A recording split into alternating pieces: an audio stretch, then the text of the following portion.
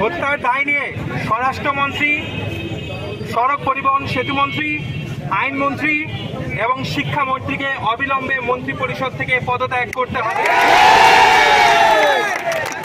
ঢাকা সহ বাংলাদেশের যে সকল জায়গায় সাধারণ নাগরিক এবং শিক্ষার্থীরা নিহত, আহত এবং আক্রান্ত হয়েছে, সেই সকল জায়গায় আইন শৃঙ্খলা রক্ষার কাজে যারা নিয়োজিত ছিল তাদেরকে ব্যর্থতার দায়ে অবিলম্বে সেখান থেকে প্রত্যাহারের দাবিও জানানো যাচ্ছে।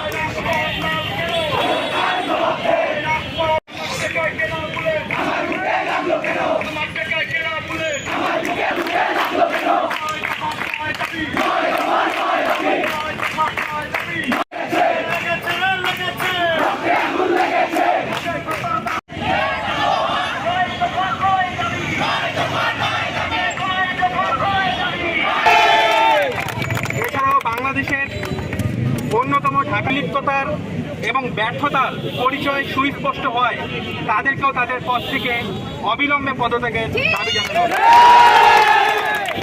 নির্বিচারে গুলি করেছে এবং সাধারণ শিক্ষার্থীদেরকে আক্রান্ত করেছে, তাদের বিরুদ্ধে হত্যা মামলা দায়ের করে অবিলম্বে আটক করার জন্য দাবি জানানো যাচ্ছে।